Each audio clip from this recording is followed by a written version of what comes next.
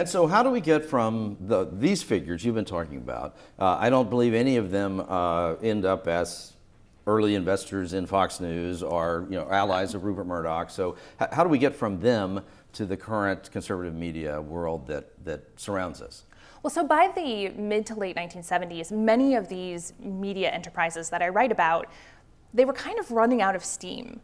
They didn't have a lot of money. It was a really tumultuous time, both within conservatism and the Republican Party and the nation at large. And so they're largely out of power by the 1970s. And then you have the Reagan administration, and there isn't a strong conservative media operating during the Reagan administration. You have Human Events and National Review still there, but they're sort of riding the wave. They're not creating the wave. Where you get a second generation of conservative media is with the rise of Rush Limbaugh in 1988 when he goes national, and he's really coming off of this Reagan crest.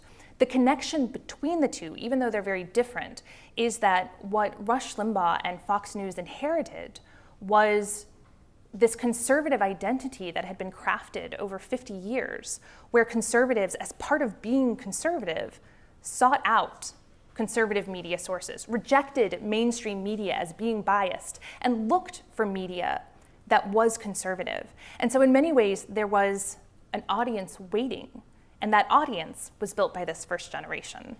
And is there anything bad about this? Well, it depends on who you ask. I do think that what we've seen in the last several years in particular, there's been a lot of attention paid to the role of conservative media in politics.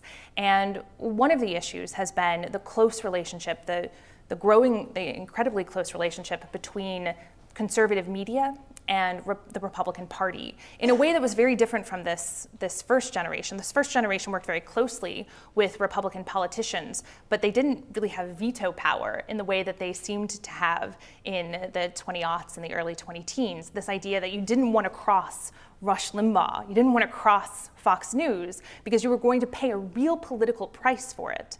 And that has brought the Republican Party further to the right.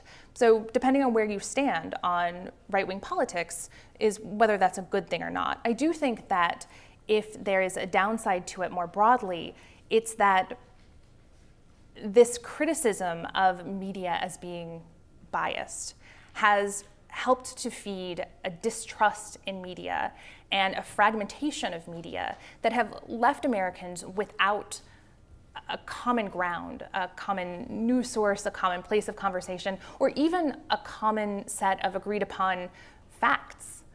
And that then creates a political debate that doesn't work because you're not debating on the same grounds. You're talking past one another. And if there's an outcome of that, I think that it's at least in part this idea that our current obstructionist politics comes out of that inability to actually talk to one another, to agree upon a certain set of things, and then move forward based on that agreement.